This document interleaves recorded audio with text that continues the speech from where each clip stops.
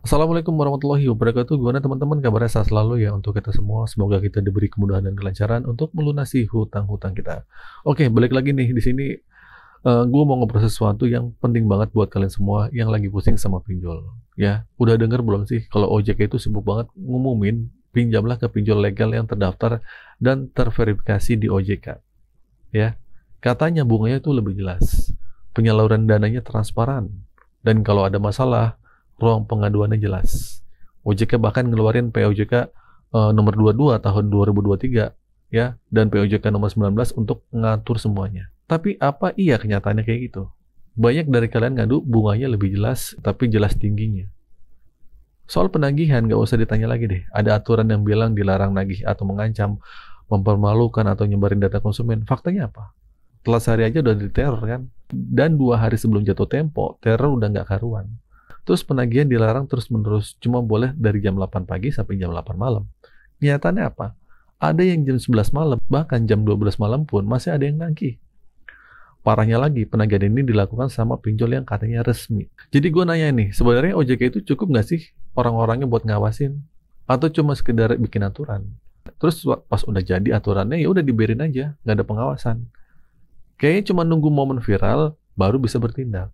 Terus buat apa masyarakat disuruh pinjam ke pinjol legal kalau pada akhirnya semua sama aja? Bunganya tinggi dan cara penagihannya kejam. Dan nggak ada bedanya sama pinjol ilegal.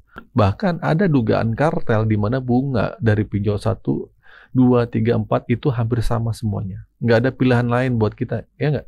Nah, masyarakat kini makin menjerit ya. Begitu sekali terjerat pinjol, bisa miskin sumber hidup. Harta habis kerja cuma buat bayar utang. OJK malah akan membiarkan hal ini. Lalu kemana kita harus mengadu? Mengadu ke OJK harus nunggu viral dulu kan? Ngadu ke pemerintah sulit banget. Lapor ke DPR cuma dibahas doang. Nggak ada tindakan nyata.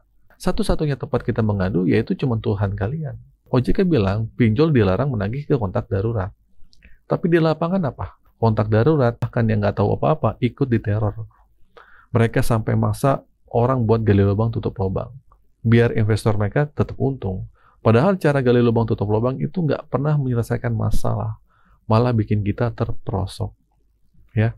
Terus solusi terbaiknya apa dong? Ini yang mau gue tekankan. Solusi terbaik ini adalah berhenti bayar. Jangan gali lubang tutup lubang lagi.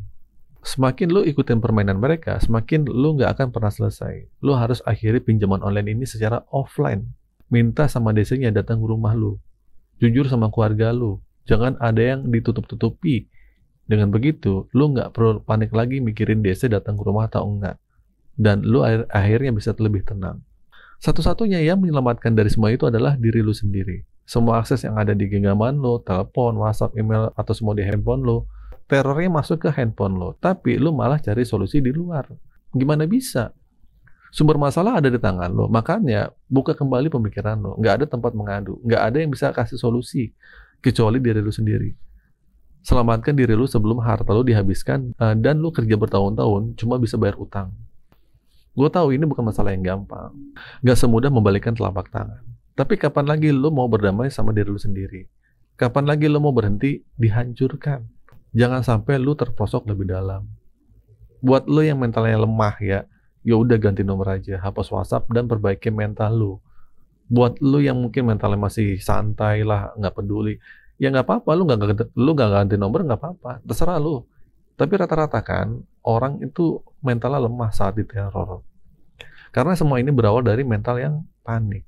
Mereka cuma mempermainkan kepanikan lu. Nah, mereka tahu lu nggak punya duit, tapi mereka pingin lu tetap bisa gali lubang tutup lubang. Akhirnya menciptakan sebuah kepanikan.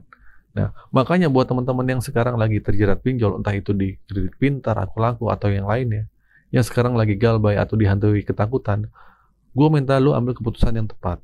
Berhenti membayar dengan cara gali lubang tutup lubang, apapun pinjolnya. Kalau memang udah nggak ada uang sama sekali, ya udah jangan berutang lagi buat nutupin utang. Itu nggak akan pernah selesai.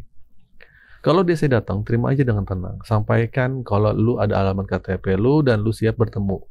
Jujur aja sama keluarga, biar beban lu tuh makin berkurang. Jangan lagi sibuk menerjemahkan drama yang dikirim sama pinjol. Fokus aja kerja dan berusaha, duit lo udah terkumpul, lo bisa coba negosiasi. Kalau mereka nggak mau, ya udah itu hak mereka. Yang penting niat baik lo udah kelihatan. Risikonya paling cuma masuk Slack OJK, yang artinya lu udah nggak bisa pinjam lagi ke pinjam-pinjaman yang lainnya atau ke bank lainnya. Simpel kan? Jangan lagi ada yang tertipu sama jasa-jasa backup data, jasa-jasa bayar utang, ya. Kita bayar utang aja nggak mampu, masa bayar jasa bisa? Coba pikirlah, jangan sampai kita buntu. Oke, jadi gini teman-teman ya, berhenti galbah itu bukan masalah besar. Masalah muncul karena kita membiarkan komunikasi dengan mereka terus berjalan dan terus-terusan panik.